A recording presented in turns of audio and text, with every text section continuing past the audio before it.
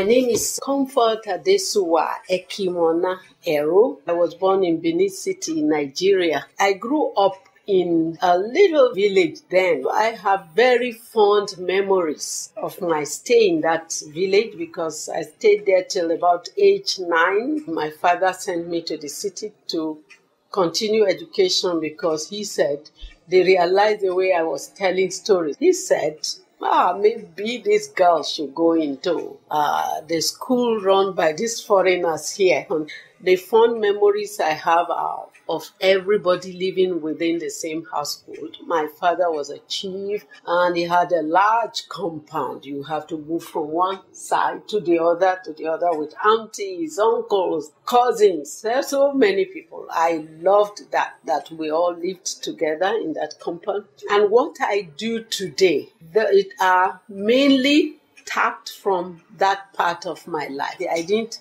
realize how that had impacted my life. So now I really appreciate it, and I appreciate the stories my father, my mother, my grandparents, and all those aunties, my peers, the stories we were all told. They have really impacted my life. And my father influenced me a lot. He sent me to school when it was very, very unpopular, highly unpopular to send girls to school in Africa. I have a book titled My Father the Chief, which I published in Nigeria when my father had died. I'm very grateful to him today because he went through a lot of sacrifice. Money was very rare in those days. And the school we went to was a missionary school. You have to pay a lot. And he did so much to help. He was very, very good to us. So eventually we went to school, to university, and there was a military coup d'etat and they took over the government, and then things changed a lot.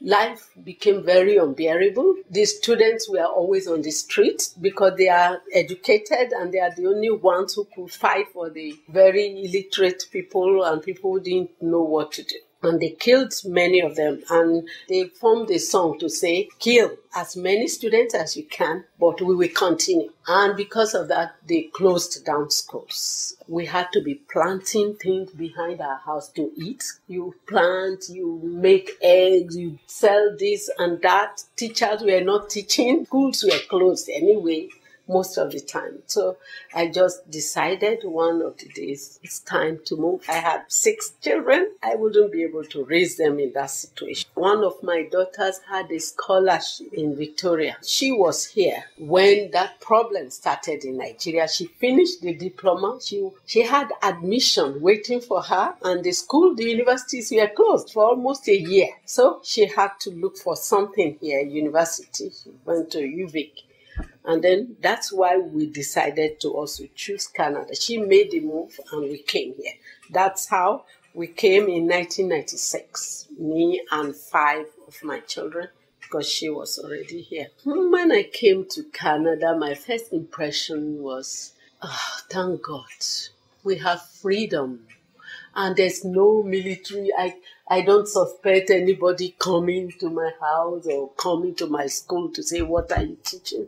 But there were things that shocked me, like the warmth that I felt, both physically, like the warmth of the weather wasn't there. We came end of September, and it was already cold in terms of Africa by then. And then the warmth of the people wasn't there. And secondly, I thought you could just apply for a job and get it just like that.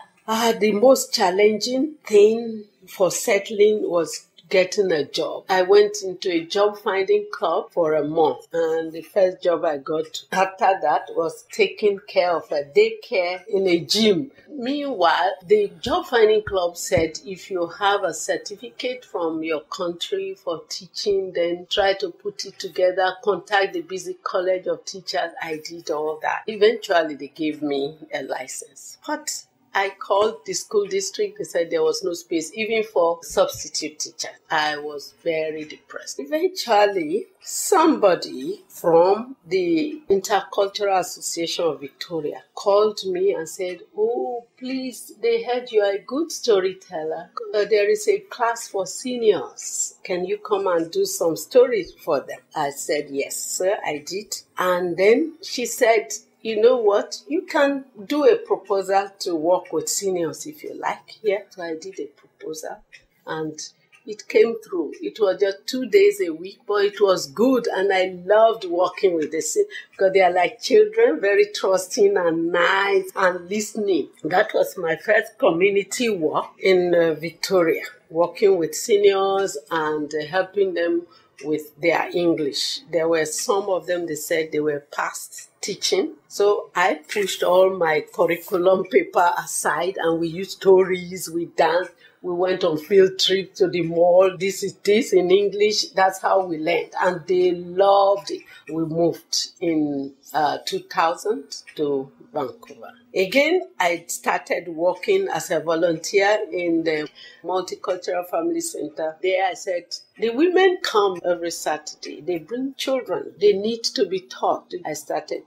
teaching them on the side. And then a position came up for 3 days. And I had the interview, I got the job to work with the children. That is my best fulfilling thing I did since I came to Vancouver, because I saw the needs of those children was so high, coupled with the fact that their parents couldn't help them with their homework. We formed a homework club for those kids.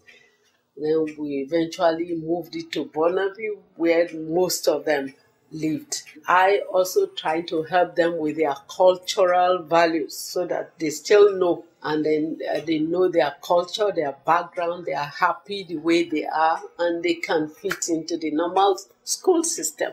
So that job gave me a very nice sense of fulfillment. It was a job. I didn't do it as a job. I should say about 40% of that job was volunteer, because I did it out of my line. I would work there till midnight, weekend, everywhere. So it's a very fulfilling one. My dream for the African Canadian community and for any other community as well is to try to build a capacity to help themselves. If you have the strength to do that, you get up. So in whatever I do, I try to model what I would like the community to be like. I played a lot of emphasis on my children's education. The 6 of them have graduated, and from what I see and hear in my community, I know that that's very effective, because many people insist on their children going to school. They will grow into people who are able to take charge. The biggest challenges facing our community is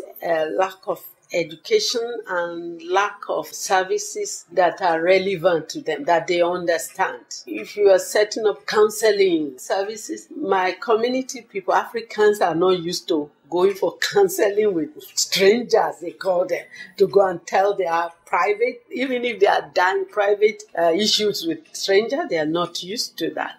They are used to trusting you first, and then when they know who you are, whatever, then they can talk with you. So I think before services are made for the Africans, I think they need to see Africans themselves, maybe the African workers who will have